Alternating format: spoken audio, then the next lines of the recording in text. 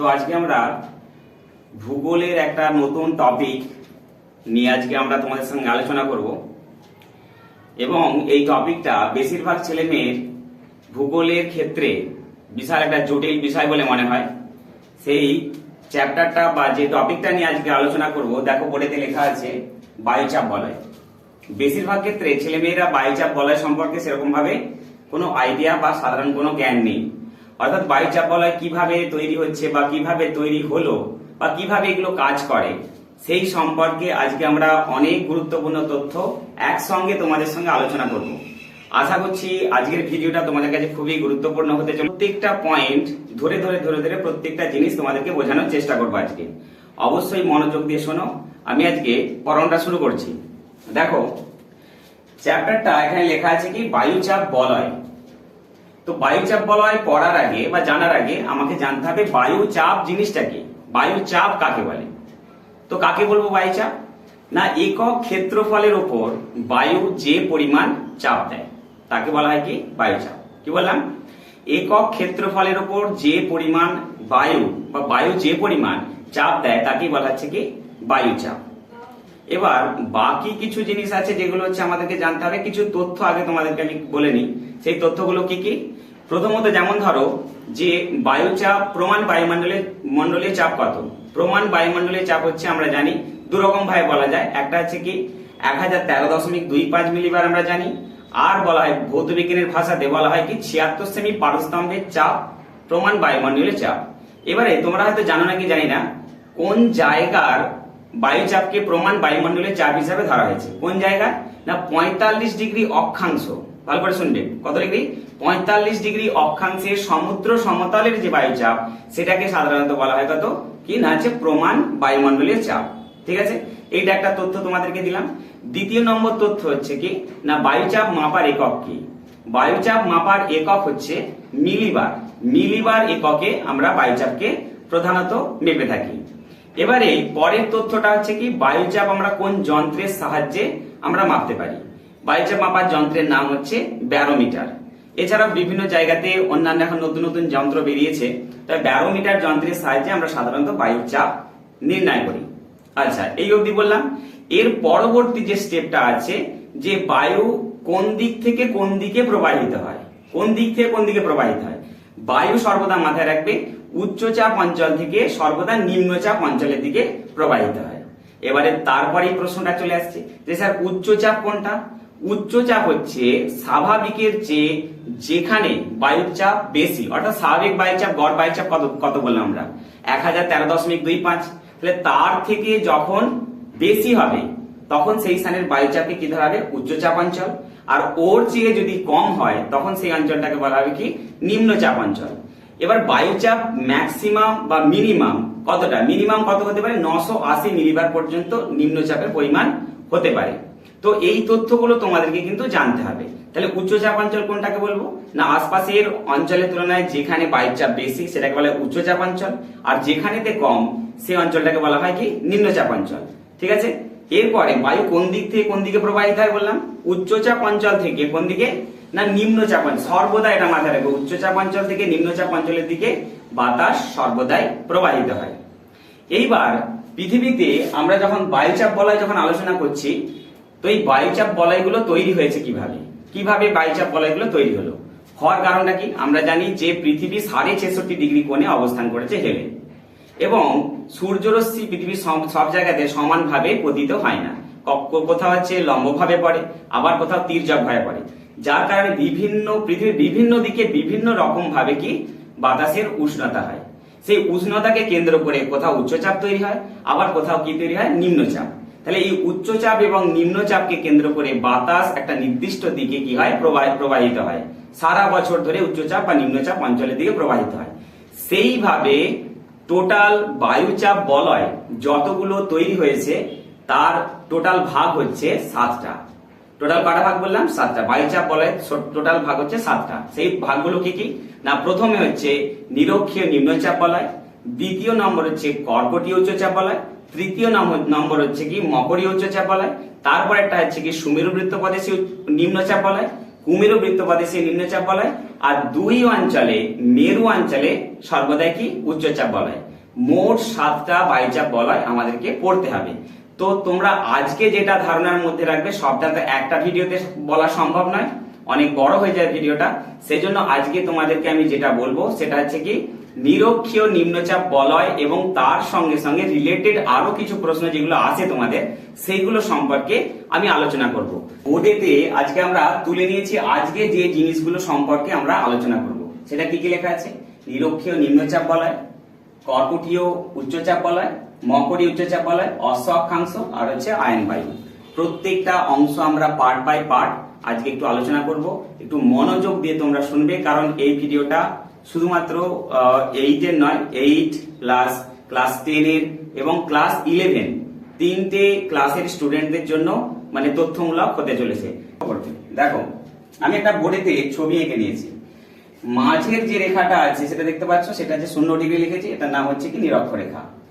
আর দুই অঞ্চলে আমি রেখার সঙ্গে সঙ্গে মাঝখানে ডট দিয়ে দেখিয়েছি, ওটা হচ্ছে কর্কট ক্রান্তি রেখা, যার মান কত 23.5 ডিগ্রি উত্তর, আর মকর ক্রান্তি রেখা যার মান কত আছে না 23.5 ডিগ্রি দক্ষিণ। এইখানে আমরা একটা বায়ুচাপ বলয় করব এবং এখানে কি কি প্রশ্ন হতে পারে, কোন কোন প্রশ্নগুলো আলোচনা করব সেটা তোমরা দেখতে থাকো।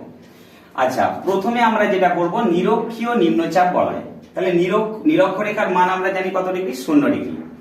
আচ্ছা, এখানেতে ভালো করে লক্ষ্য করো, এবং এটা আমরা জানি কি না হচ্ছে নিরক্ষীয় অঞ্চলে সারা বছরই সূর্যরশ্মি কিভাবে পড়ে না লম্ব ভাবে পড়ে, তাই তো নাকি? তাহলে নিরক্ষীয় অঞ্চলে যেহেতু সারা বছর সূর্যরশ্মি লম্ব ভাবে পড়ে, তাহলে এখানেতে উষ্ণতার পরিমাণ অন্যান্য অঞ্চলের তুলনায় কি হবে, সাধারণভাবে বেশি হবে। তাহলে উষ্ণতা যদি বেশি হয়, এখানে যদি উষ্ণতা যদি বেশি পড়ে, এখানকার বাতাসের প্রকৃতি কি হবে, ঠান্ডা হবে না গরম হবে? তাহলে গরম হবে। তাহলে এখানকার বাতাস সর্বদাই সারা বছরই কি হয় না হচ্ছে উষ্ণ বা গরম থাকে। এবারে যেখানের বাতাস যত বেশি গরম হবে তত কি হবে, সেখানে বাতাস তত হচ্ছে হালকা হবে। হালকা হওয়া মানে সেই বাতাসটা নিচেতে থাকবে না, সেটা হালকা হয় ওপরের দিকে উঠে যাবে। তাহলে এখানে যদি হালকা বাতাস হয় এবং ওপরের দিকে উঠে যায়, তাহলে সেক্ষেত্রে কি হবে, ওখানে বায়ু চাপের পরিমাণ কিছুটা হলেও কমে যাবে। যা কমে গেল, এখানেতে নিম্নচাপ অঞ্চল সৃষ্টি হলো। শুধুমাত্র একটা কারণ বললাম। দ্বিতীয় নম্বর কারণ হচ্ছে কি, এই নিরক্ষীয় অঞ্চলেতে জলভাগের পরিমাণ প্রচুর থাকে, অর্থাৎ মহাসাগর আছে, বিভিন্ন বড় বড় নদ নদী বা হ্রদ জলাশয় প্রচুর পরিমাণে এই রেখা বরাবর আছে। অর্থাৎ সূর্যরশ্মি লম্বভাবে পড়লো, লম্বভাবে পড়ার পরে কি হয় না, যে এখান থেকে জল থেকে সূর্যরশ্মির কারণে জল বাষ্পীভূত হয়, বাষ্পীভূত হয়ে কি এই নিরক্ষীয় অঞ্চলে যে গরম বাতাস ছিল তার সঙ্গে মিশে যায়। একটা জিনিস মাথায় রাখবে, যে জলীয় বাষ্প যখন কার সাথে মিশবে, বাতাসের সঙ্গে মিশবে, সেই বাতাস আরো হালকা হয়ে যায়। তাহলে সেই বাতাসটা হালকা হয়ে তখন কি হবে, আরো ওপরের দিকে উঠে যাওয়ার চেষ্টা করবে। তাহলে আমরা দুটো পয়েন্ট করলাম। এখানে কি হয়, লম্ব সূর্যরশ্মি পড়ে, আমি এখানেতে লিখে লিখে বলছি। তাহলে এখানেতে কি লম্ব সূর্যরশ্মি পড়ে। 2 নম্বর পয়েন্ট কি বললাম, জলভাগ বেশি। জলভাগ বেশিটা কিভাবে, না জল যত বেশি থাকবে সেখানে বাষ্পীভবন তত বেশি হবে। বাষ্পীভবন হলে সেটা বাতাসের সঙ্গে মিশবে, বাতাসের সঙ্গে মিশে হালকা হবে, হালকা হয়ে সোজা কি হবে, উপরের দিকে চলে যাবে। তখন এই নিরক্ষীয় সংলগ্ন অঞ্চলে বাতাসের যে চাপটা সেটা সাময়িকভাবে কি কমে যাবে, যে জিনিসটাকে আমরা কি বলছি না হচ্ছে নিম্নচাপ। এটা গেল 2 নম্বর পয়েন্ট। 3 নম্বর পয়েন্ট হচ্ছে যে এই অঞ্চলে ধরো এটা নিরক্ষীয় অঞ্চল, কারণ আমরা জানি নিরক্ষীয় অঞ্চল সবচেয়ে বেশি কি হয়, স্ফীত বা ফোলা হয়, এটা আমাদের জানা আছে। এবং কেন না, এখানে একটা বল কাজ করে যেটাকে কোরিওলিস বলা হয়। কোন অংশে গতিবেগ সবচেয়ে বেশি তোমার পৃথিবীর, না হচ্ছে নিরক্ষীয় অঞ্চলে। নিরক্ষীয় অঞ্চলে গতিবেগ বেশি হওয়ার কারণে এই অঞ্চলটা অন্যান্য অঞ্চলের তুলনায় স্ফীত। এবারে গতিবেগ বেশি হওয়ার কারণে এখানেতে বাতাস সরাসরি এই নিরক্ষীয় অঞ্চলে থেকে প্রবেশ করতে পারে না। সরাসরি যেহেতু প্রবেশ করতে পারে না, তাহলে এখানে সাময়িকভাবে অনুভূমিক যে বাতাসটা, সেই অনুভূমিক বাতাস প্রবাহিত হতে পারে না। যার কারণে আমরা দেখতে পাচ্ছি যে এই যে 3টে কারণে এই নিরক্ষীয় অঞ্চলেতে সাময়িকভাবে কি হয় না, যে বাতাসের প্রায় শূন্যতা লক্ষ্য করা যায়। বাতাসের শূন্যতা প্রায় যদি লক্ষ্য করা যায়, তাহলে সেখানে কি চাপ বিরাজ করবে, নিম্নচাপ। এই অবধি বুঝতে পারা গেছে? তাহলে আমি কি বুঝলাম, যে লম্ব সূর্যরশ্মি, জলভাগের আধিক্য এবং পৃথিবীর ঘূর্ণন, এই 3টের কারণে এখানেতে কি হয়, বাতাস সাময়িকভাবে কোথায়, ওপরের দিকে উত্থিত হয়, যার কারণে এই নিরক্ষীয় অঞ্চলেতে নিম্নচাপ বিরাজ করে। তাহলে প্রথম পয়েন্টটা হলো। এবারে চলে আসবো, এখান থেকে বাতাসটা ওপরের দিকে উঠে গেল, ধর নিরক্ষীয় অঞ্চল থেকে বাতাসটা ওপরের দিকে উঠে গেল। এবার আমরা জানি যে প্রতি 1 কিলোমিটার উচ্চতাতে কি হয়, ওই বাতাস প্রতি 1 কিলোমিটারেতে উষ্ণতা কি হয় 6.4, কোনো কোনো বইতে 6.5 আছে, 6.4 বা 5 ডিগ্রি সি হারে তাপমাত্রা কমতে থাকে। বিষয়টা বোঝা গেছে? তাহলে যত ওই বাতাসটা উপরের দিকে উঠবে তত তাপমাত্রা তার কি হবে, আস্তে আস্তে কমবে। কমতে কমতে কমতে কমতে একটা সময় হবে কি, সে শিশিরাঙ্কে পৌঁছে যাবে। শিশিরাঙ্কে পৌঁছে গিয়ে সেটা কি হবে, ঘনীভূত হবে। ঘনীভূত হয়ে সেখানে ক্ষুদ্র ক্ষুদ্র জলকণায় পরিণত হবে। তো জলকণায় পরিণত হওয়ার পর সেখানে একটা মেঘ সৃষ্টি হবে, যে মেঘটার নাম হচ্ছে কিউমুলোনিম্বাস মেঘ। নোট করবে, মেঘটার নামটা কি, কিউমুলোনিম্বাস মেঘ। কিউমুলোনিম্বাস মেঘ সৃষ্টি করে ওই জায়গাতেই কি বৃষ্টিপাত রূপে নিরক্ষীয় অঞ্চলেতেই আবার ঝরে পড়বে, যে বৃষ্টিপাতটাকে আমরা বলছি পরিচলন বৃষ্টিপাত। তাহলে পরিচলন বৃষ্টিপাতটা কি, যেখান থেকে জলীয় বাষ্প সংগ্রহ করছে সেখানেতেই আবার কি করছে, বৃষ্টিপাত রূপে ঝরে পড়ছে। তাহলে এই বৃষ্টিপাতটাকে আমরা পরিচলন বৃষ্টিপাত বলছি। কি মেঘ সৃষ্টি করেছিল বললাম, কিউমুলোনিম্বাস মেঘ। কিউমুলোনিম্বাস মেঘ থেকে বৃষ্টিপাত রূপে ঝরে পড়লো। এটা সাধারণত বিকাল 4টার সময় সংঘটিত হয় প্রতিদিন নিরক্ষীয় অঞ্চলে, যার কারণে এর অপর নাম হচ্ছে কি না 4 o'clock রেন। এরপরে ভালো করে লক্ষ্য করো, তাহলে আমরা নিরক্ষীয় নিম্নচাপ আর কি কি পড়লাম না হচ্ছে 4 o'clock রেন পড়লাম, কিউমুলোনিম্বাস মেঘ পড়লাম, এই সমস্ত তথ্যগুলো আমরা জানলাম। এবারে বলো, তাহলে নিরক্ষীয় অঞ্চল থেকে বাতাসটা এখন কোথায় আছে, ওপরেতে আছে, তাই তো নাকি? আমি যদি এখানেতে যদি দেখাই তাহলে কিভাবে দেখাবো, এটা ডায়াগোনালি দেখাচ্ছি। তাহলে বাতাসটা এরকম ভাবে নিরক্ষীয় অঞ্চল থেকে উপরের দিকে উত্থিত হলো, তাহলে উত্থিত হয়ে ঝরে পড়লো বৃষ্টিপাত রূপে। এর উপরে উঠে গেছে মানে বাতাসটা এখন কি গরম আছে না ঠান্ডা? নিশ্চয়ই ঠান্ডা হয়ে গেছে, কারণ ঘনীভূত হয়েছে। তাহলে ঘনীভূত হয়ে ঠান্ডা অবস্থাতে তখন এই বাতাসটার কি হলো, তারপরে কি হলো, বাতাসটা ওপরেতে থাকা অবস্থায় পৃথিবীর যেহেতু ঘূর্ণন বেগ আছে, কারণ পৃথিবী যখন ঘুরছে তার মানে তার পার্শ্ববর্তী অঞ্চলটাকেও কিছু কিছু অংশকে কি করবে, ঘোরাবে। তাহলে ওপরে যে বাতাসটা আছে তাকেও নিশ্চয়ই ঘোরাবে সে। তাহলে ওপরে ওঠার পর সে তো ঠান্ডা হয়ে গেল, ঠান্ডা হয়ে যে ওই বাতাসটা তখন কি হবে, দুদিকে ভেঙে যাবে। কোন দিকে? দুদিকে। একটা অংশ চলে যাবে কোন দিকে না হচ্ছে কর্কটীয় অঞ্চলের দিকে, আর একটা অংশকে বলা হবে কি, কোন দিকে যাবে না হচ্ছে মকরীয়। তাহলে আমি কর্কটীয় অঞ্চল মকরীয় অঞ্চলের দিকে কোন বাতাসটা বললাম, যেটা নিরক্ষীয় অঞ্চল থেকে উপরের দিকে সোজা উঠেছে, সেটা ঠান্ডা হয়ে কোন দিকে ভেঙে গেল না দুদিকে। কেন না পৃথিবীর ঘূর্ণন গতির কারণে বা কোরিওলিস বলের কারণে। ঠিক আছে, তাহলে এই বাতাসটা কোথায় এসে পৌঁছে গেল, কোথায় না কর্কটীয় অঞ্চলে। আর ওই কিছু বাতাস কোথায় চলে এলো, মকরীয় অঞ্চলে। ঠিক আছে, এবারে এখানে আসার পর পৃথিবীর একটা মাধ্যাকর্ষণ টান আছে, যেহেতু ওর বাতাসটা ঠান্ডা হয়ে গেছে, ঠান্ডা বাতাস মানে সেটা তোমার ভারী হয়। তাহলে সেই ক্ষেত্রে এই বাতাসটা পৃথিবীর মাধ্যাকর্ষণ শক্তির টানে আস্তে আস্তে আস্তে আস্তে কোথায় এসে নামবে না হচ্ছে কর্কটীয় অঞ্চলে, আর কোথায় না মকরীয় অঞ্চলে। তাহলে এই ঠান্ডা বাতাসটা কোথায় এসে পৌঁছে গেল না হচ্ছে কর্কটীয় আর মকরীয় অঞ্চলে। যেহেতু কর্কটীয় বা মকরীয় অঞ্চলে এসে নামলো, তাহলে সেখানে বাতাসের প্রকৃতিটা কি হবে, প্রকৃতিটা হবে ঠান্ডা। ঠান্ডা বাতাস মানে উচ্চচাপের বাতাস। তাহলে এই দুটো অঞ্চলে অর্থাৎ কর্কটীয় এবং মকরীয় অঞ্চলে কি চাপ লক্ষ্য করা যাবে বাতাসের না উচ্চ চাপ লক্ষ্য করা যাবে। কি চাপ?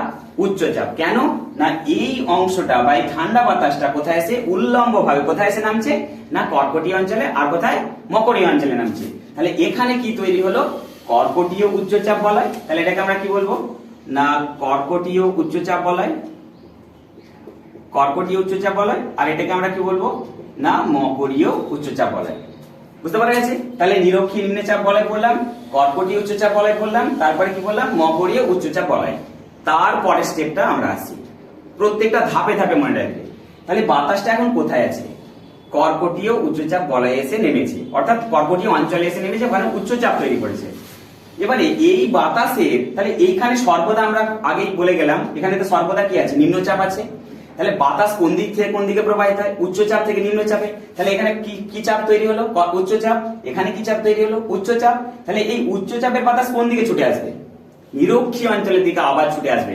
অর্থাৎ যে বাতাসটা ভেঙে কর্কটীয় বা মকরীয় অঞ্চলে গিয়ে নেমেছিল, সেই বাতাসেরই আবার কিছু অংশ কোথায় আবার নিরক্ষীয় অঞ্চলের দিকে কি হবে, ছুটে আসবে। কোন বাতাসের, কর্কটীয় উচ্চচাপ অঞ্চল থেকে আর মকরীয় উচ্চচাপ অঞ্চল থেকে কোন দিকে ছুটে আসবে, ছুটে আসবে নিরক্ষীয় নিম্নচাপ বলয়ের দিকে বা অঞ্চলের দিকে। এই জায়গাটাতে এবারে লক্ষ্য করো, তাহলে এই যে বাতাসটা ছুটে আসছে এই বাতাসটাকে আমরা বলছি আয়ন বায়ু। এই বাতাসটাকে আমরা কি বলবো? আয়ন বায়ু। এবারে আয়ন বায়ু কি স্যার? আয়ন বায়ু হচ্ছে এক ধরনের নিয়ত বায়ু, সেটা আমি পরের ভিডিও দিয়ে করবো। আয়ন বায়ু এক ধরনের নিয়ত বায়ু। এবারে নিয়ত বায়ু কাকে বলবো? সারা বছর একটা নির্দিষ্ট উচ্চচাপ বলয় থেকে একটা নির্দিষ্ট নিম্নচাপ বলয়ের দিকে যে বাতাস প্রবাহিত হয় তাকে বলা হয় কি না হচ্ছে নিয়ত বায়ু। নিয়ত বায়ু তিন ধরনের হয়। সেই নিয়ত বায়ু তিন ধরনের কি কি? এক নম্বর হচ্ছে আয়ন বায়ু, দু নম্বর হচ্ছে পশ্চিমা বায়ু, আর তিন নম্বর হচ্ছে কি না মেরু বায়ু। কি বায়ু? মেরু বায়ু। তাহলে নিয়ত বায়ু তিন ধরনের আছে।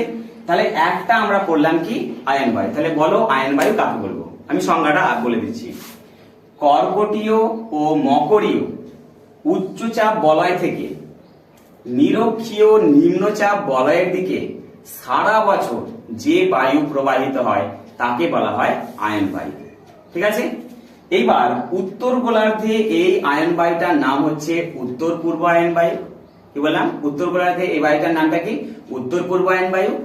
দক্ষিণ গোলার্ধে এই বায়ুটার নাম হচ্ছে দক্ষিণ পূর্ব আয়ন বায়ু। বিষয়টা বোঝা গেছে? এবার এখানে একটা গুরুত্বপূর্ণ তোমাদেরকে তথ্য বলি। মাধ্যমিকে যারা পড়ছো তারা দেখবে তাদের হয়তো এই বায়ুচাপ বলয়ের ছবিটা হয়তো আঁকতে দিতে পারে। বহু ছেলে মেয়ে কোথায় ভুল করে? ভুল করে তীর চিহ্নগুলো দেওয়াতে ভুল করে নেয়। তাহলে তীর চিহ্নগুলো কিভাবে দেবো সেটা একটু বুঝে নাও। এই বাতাসটা উত্তর পূর্ব আয়ন বায়ু মানে কি? আমি একটা আগে প্লাস চিহ্ন এঁকে নেবো, ভালো করে লক্ষ্য করবে। প্লাস চিহ্নের ওপরের অংশটাকে আমরা কি বলি? উত্তর, এটা দক্ষিণ, এটা হচ্ছে পূর্ব, আর এটা হচ্ছে পশ্চিম। বোঝা গেছে? তাহলে ওপরে এই বাতাসটার নামটা, এই উত্তর গোলার্ধে আয়ন বায়ুটার নাম কি বললাম? উত্তর পূর্ব আয়ন বায়ু। তাহলে দেখো উত্তর পূর্ব, তাহলে তীর চিহ্নটা কিরকম হবে? দেখো তীর চিহ্নটা আমার এরকমই দেওয়া আছে। বিষয়টা বোঝা গেছে? আচ্ছা, এবারে আসবো দক্ষিণ পূর্ব। তাহলে দক্ষিণ পূর্ব কোনটা? এইটা হচ্ছে দক্ষিণ পূর্ব। তাহলে তীর চিহ্নটা কিরকম হবে? এরকম। দেখো আমার তীর চিহ্নের সঙ্গে এই তীর চিহ্ন মিলে আছে। তোমরা এখন বুঝতে পারবে না যে তীর চিহ্নগুলো কিভাবে হবে, কোন দিকে হবে, তখন এরকম একটা ছক করে নেবে বা প্লাস চিহ্ন এঁকে তীর চিহ্নগুলো আঁকার চেষ্টা করবে। ঠিক আছে? তাহলে এই অবধি আশা করছি তোমাদের মোটামুটি ভাবে বুঝতে পারা গেছে। আমাকে আর একটা জিনিস বলা হয়নি, যেটা এখন এইখানে মাথায় রাখতে হবে। কর্কটীয় অঞ্চল আর মকরীয় অঞ্চল কোন অঞ্চলটাকে ধরা হয়? সাধারণত আমরা 25 থেকে 35 ডিগ্রি, কত 25 থেকে 35 ডিগ্রি উত্তর এবং দক্ষিণ দিকে 25 থেকে সাধারণত 35 ডিগ্রি ধরা হয়। ঠিক আছে? ওই অঞ্চলেতে কিভাবে বাতাসটা নামছে না উল্লম্ব ভাবে। উল্লম্ব ভাবে। তাহলে ওইখানে যদি উল্লম্ব ভাবে বাতাসটা নামে, তাহলে অনুভূমিক ভাবে বাতাসটা কি করছে না? চলাচল করছে না। এইবার কি না হচ্ছে, আগে প্রাচীন যুগে পালতোলা জাহাজ কি চলাচল করতো, ইঞ্জিন চালিত নয়। এই আয়ন বায়ুর গতিপথকে কেন্দ্র করে হচ্ছে পালতোলা জাহাজগুলো চলতো।